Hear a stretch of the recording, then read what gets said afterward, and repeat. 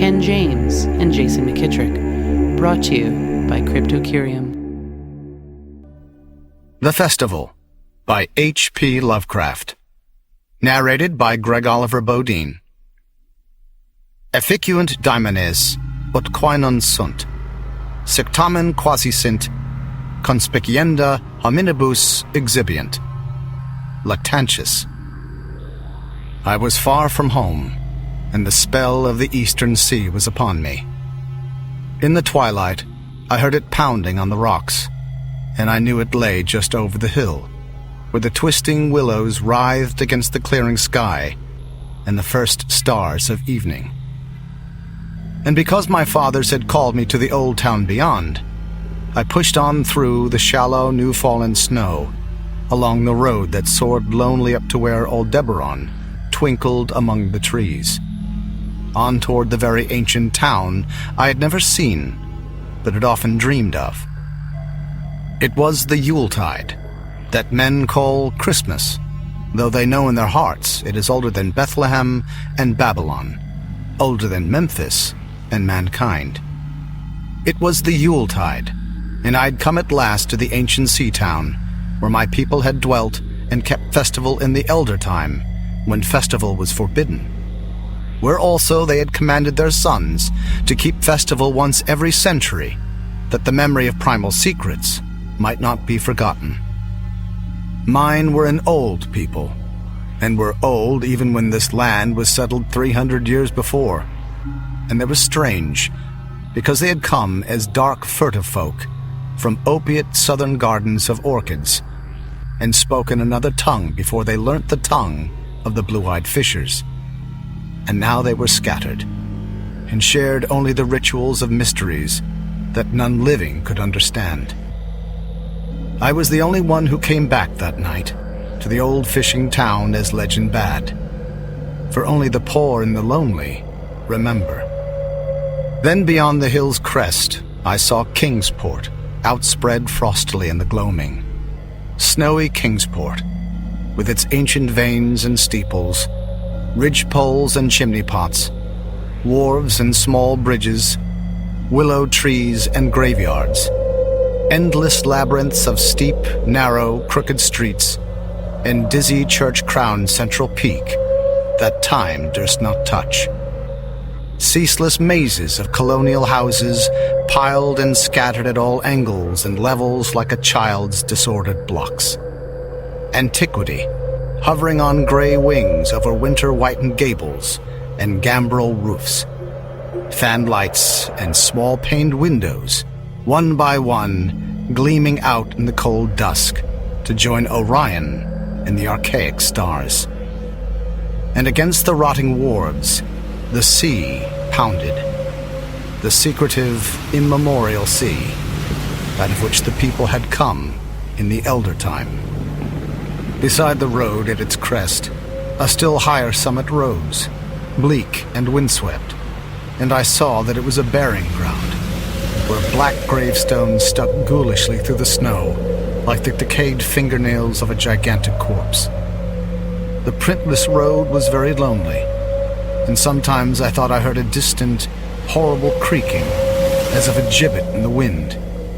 They had hanged 4 kinsmen of mine for witchcraft in 1692, but I did not know just where. As the road wound down the seaward slope, I listened for the merry sounds of a village at evening, but did not hear them.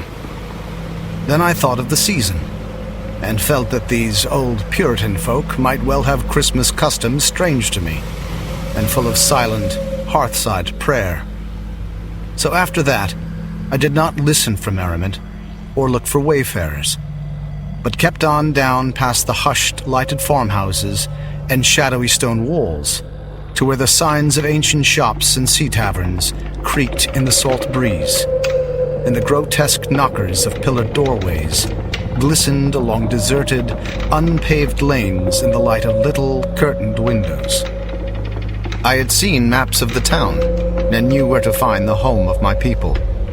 I was told that I should be known and welcomed, for village legend lives long.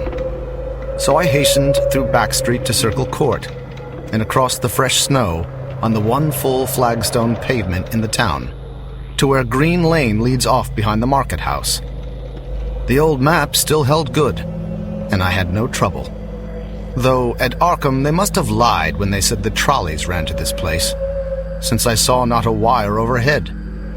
Snow would have hid the rails in any case.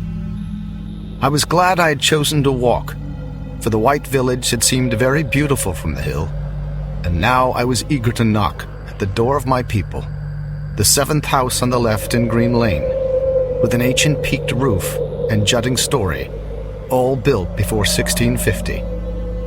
There were lights inside the house when I came upon it, and I saw from the diamond window panes that it must have been kept very close to its antique state. The upper part overhung the narrow grass-grown street and nearly met the overhanging part of the house opposite, so that I was almost in a tunnel, with the low stone doorstep wholly free from snow. There was no sidewalk, but many houses had high doors reached by double flights of steps with iron railings. It was an odd scene, and because I was strange to New England, I had never known its like before. Though it pleased me, I would have relished it better if there had been footprints in the snow, and people in the streets, and a few windows without drawn curtains. When I sounded the archaic iron knocker, I was half afraid. Some fear had been gathering in me, perhaps because of the strangeness of my heritage, and the bleakness of the evening, and the queerness of the silence in that aged town of curious customs. And when my knock was answered, I was fully afraid, because I had not heard any footsteps before the door creaked open.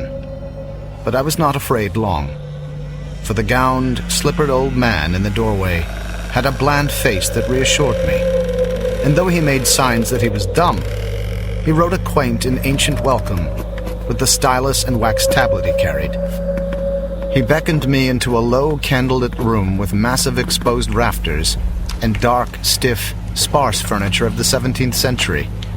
The past was vivid there, for not an attribute was missing. There was a cavernous fireplace and a spinning wheel, at which a bent old woman in loose wrapper and deep poke bonnet sat, back toward me, silently spinning despite the festive season. An indefinite dampness seemed upon the place, and I marveled that no fire should be blazing. The high-backed settle faced the row of curtained windows at the left, and seemed to be occupied, though I was not sure. I did not like everything about what I saw, and felt again the fear I had had. This fear grew stronger from what had before lessened it, for the more I looked at the old man's bland face, the more its very blandness terrified me. The eyes never moved, and the skin was too like wax. Finally, I was sure it was not a face at all, but a fiendishly cunning mask. But the flabby hands, curiously gloved, wrote genially on the tablet, and told me I must wait a while before I could be led to the place of festival. Pointing to a chair, table, and pile of books, the old man now left the room, and when I sat down to read, I saw that the books were hoary and moldy, and that they included old Morister's wild Marvels of Science, the terrible Sadducismus Triumphatus of Joseph Glanville, published in 1681, the shocking Daimonolatreia of Remigius, printed in 1595 at Lyon, and worst of all, the unmentionable Necronomicon of the mad Arab Abdul al-Hazred in Olaus Wormius's forbidden Latin translation, a book which I'd never seen, but of which I'd heard monstrous things whispered. No one spoke to me, but I could hear the creaking of signs in the wind outside, and the whir of the wheel as the bonneted old woman continued her silent spinning. Spinning. I thought the room and the books and the people very morbid and disquieting, but because an old tradition of my father's had summoned me to strange feastings, I resolved to expect queer things. So I tried to read, and soon became tremblingly absorbed by something I found in that accursed Necronomicon. A thought and a legend too hideous for sanity or consciousness. But I disliked it when I fancied I heard the closing of one of the windows that the settle faced, as if it had been stealthily opened. It had seemed to follow a whirring that was not of the old woman's spinning wheel. This was not much, though, for the old woman was spinning very hard, and the aged clock had been striking. After that, I lost the feeling that there were persons on the settle, and was reading intently and shudderingly when the old man came back, booted and dressed in a loose antique costume, and sat down on that very bench so that I could not see him. It was certainly nervous waiting, and the blasphemous book in my hands made it doubly so. When 11 struck, however, the old man stood up, glided to a massive carved chest in a corner, and got 2 hooded cloaks, one of which he donned, and the other of which he draped around the old woman, who was ceasing her monotonous spinning. Then they both started for the outer door, the woman lamely creeping, and the old man, after picking up the very book I'd been reading, beckoning me as he drew his hood over that unmoving face, or mask. We went out into the moonless and tortuous network of that incredibly ancient town. Went out as the lights in the curtained windows disappeared one by one, and the dog star leered at the throng of cowled, cloaked figures that poured silently from every doorway and formed monstrous processions up this street and that, past the creaking signs and antediluvian gables, the thatched roofs and diamond-paned windows, threading precipitous lanes where decaying houses overlapped and crumbled together, gliding across open courts and churchyards where the bobbing lanthorns made eldritch, drunken constellations. Amid these hushed throngs, I followed my voiceless guides, jostled by elbows that seemed preternaturally soft, and pressed by chests and stomachs that seemed abnormally pulpy, but seeing never a face and hearing never a word. Up, up, up, the eerie columns slithered, and I saw that all the travelers were converging as they flowed near a sort of focus of crazy alleys at the top of a high hill in the center of the town, where perched a great white church. I'd seen it from the road's crest when I looked at Kingsport in the new dusk, and it had made me shiver, because Aldebaran had seemed to balance itself a moment on the ghostly spire. There was an open space around the church, partly a churchyard with spectral shafts, and partly a half-paved square, swept nearly bare of snow by the wind, and lined with unwholesomely archaic houses having peaked roofs and overhanging gables. Death fires danced over the tombs, revealing gruesome vistas, though queerly failing to cast any shadows.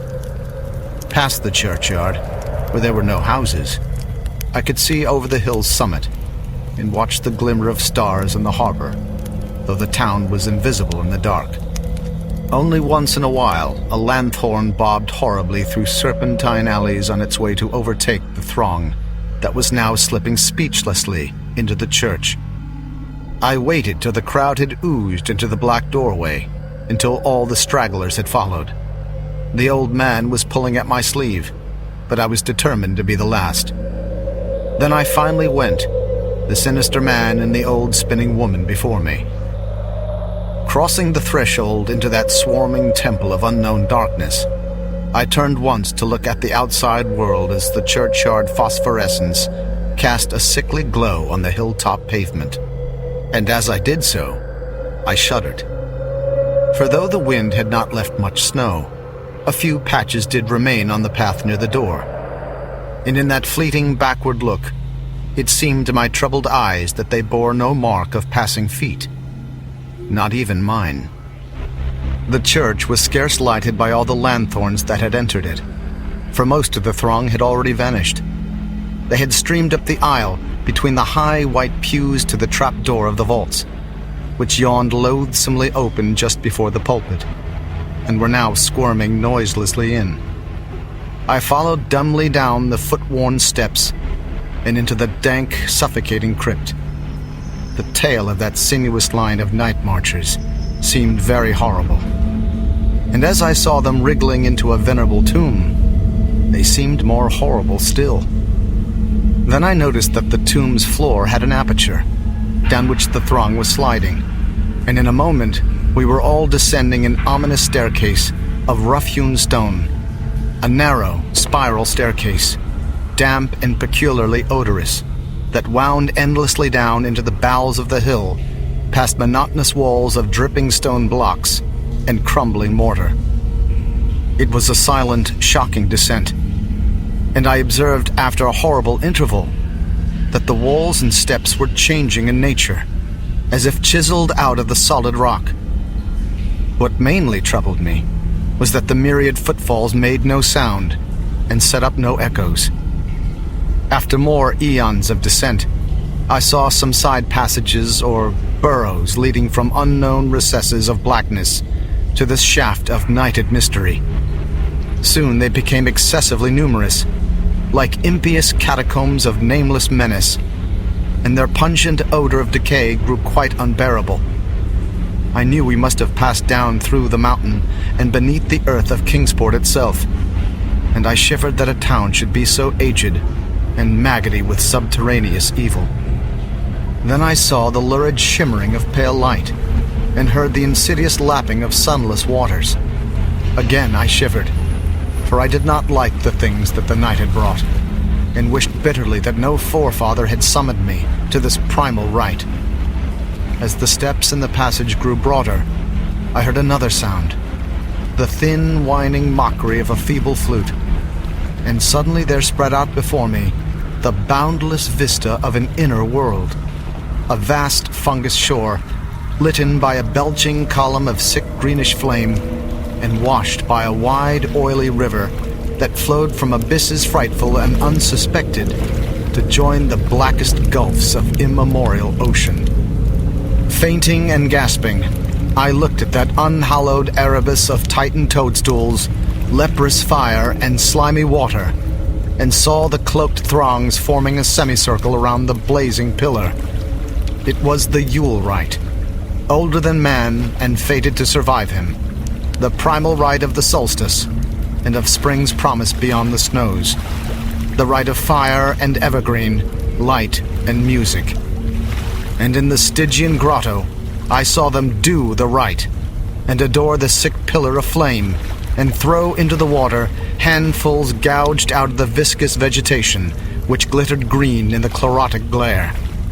I saw this, and saw something amorphously squatted far away from the light, piping noisomely on a flute. And as the thing piped, I thought I heard noxious muffled flutterings in the fetid darkness where I could not see. But what frightened me most was the flaming column, spouting volcanically from depths profound and inconceivable, casting no shadows as healthy flame should, and coating the nitrous stone above with a nasty, venomous verdigris. For in all that seething combustion, no warmth lay, but only the clamminess of death and corruption. The man who had brought me now squirmed to a point directly beside the hideous flame, and made stiff, ceremonial motions to the semicircle he faced. At certain stages of the ritual, they did groveling obeisance, especially when he held above his head that abhorrent Necronomicon he had taken with him. And I shared all the obeisances, because I had been summoned to this festival by the writings of my forefathers. Then the old man made a signal to the half-seen flute player in the darkness, which player thereupon changed its feeble drone to a scarce louder drone in another key, precipitating as it did a horror unthinkable and unexpected. At this horror, I sank nearly to the lichened earth, transfixed with a dread not of this nor any world, but only of the mad spaces between the stars, out of the unimaginable blackness beyond the gangrenous glare of that cold flame, out of the Tartarian leagues through which that oily river rolled uncanny, unheard and unsuspected, there flopped rhythmically a horde of tame, trained, hybrid, winged things that no sound eye could ever wholly grasp, or sound brain ever wholly remember. They were not altogether crows, nor moles, nor buzzards, nor ants, nor vampire bats, nor decomposed human beings, but something I cannot and must not recall. They flopped limply along, half with their webbed feet, and half with their membranous wings. And as they reached the throng of celebrants, the cowled figures seized and mounted them, and rode off one by one along the reaches of that unlighted river, into pits and galleries of panic, where poisoned springs feed frightful and undiscoverable cataracts. The old spinning woman had gone with the throng, and the old man remained only because I had refused when he motioned me to seize an animal and ride like the rest. I saw, when I staggered to my feet, that the amorphous flute player had rolled out of sight, but that two of the beasts were patiently standing by. As I hung back, the old man produced his stylus and tablet, and wrote that he was the true deputy of my fathers, who had founded the Yule worship in this ancient place, that it had been decreed I should come back, and that the most secret mysteries were yet to be performed. He wrote this in a very ancient hand, and when I still hesitated, he pulled from his loose robe a seal ring and a watch, both with my family arms, to prove that he was what he said. But it was a hideous proof, because I knew from old papers that the watch had been buried with my great-great-great-great-grandfather in 1698.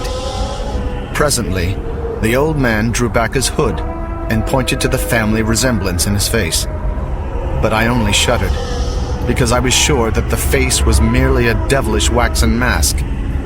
The flopping animals were now scratching restlessly at the lichens, and I saw that the old man was nearly as restless himself. When one of the things began to waddle and edge away, he turned quickly to stop it, so that the suddenness of his motion dislodged the waxen mask from what should have been his head. And then, because that nightmare's position barred me from the stone staircase down which we had come, I flung myself into the oily underground river that bubbled somewhere to the caves of the sea. Flung myself into that putrescent juice of earth's inner horrors before the madness of my screams could bring down upon me all the charnel legions these pest gulfs might conceal. At the hospital, they told me I'd been found half frozen in Kingsport Harbor at dawn, clinging to the drifting spar that accident sent to save me. They told me I had taken the wrong fork of the hill road the night before, and had fallen over the cliffs at Orange Point, a thing they deduced from prints found in the snow. There was nothing I could say, because everything was wrong. Everything was wrong, with the broad windows showing a sea of roofs, in which only about 1 in 5 was ancient, and the sound of trolleys and motors in the streets below. They insisted that this was Kingsport, and I could not deny it. When I went delirious at hearing that the hospital stood near the old churchyard on Central Hill, they sent me to St. Mary's Hospital in Arkham, where I could have better care. I liked it there, for the doctors were broad-minded, and even lent me their influence in obtaining the carefully sheltered copy of Alhazred's objectionable Necronomicon from the library of Miskatonic University. They said something about a psychosis, and agreed I'd better get any harassing obsessions off my mind. So I read again that hideous chapter, and shuddered doubly because it was indeed not new to me. I'd seen it before, let footprints tell what they might, and where it was I'd seen it were best forgotten. There was no one in waking hours who could remind me of it, but my dreams are filled with terror because of phrases I dare not quote. I dare quote only one paragraph, put into such English as I can make from the awkward Low Latin. "The nethermost caverns," wrote the mad Arab, "are not for the fathoming of eyes that see, for their marvels are strange and terrific. Cursed the ground where dead thoughts live new and oddly bodied, and evil the mind that is held by no head.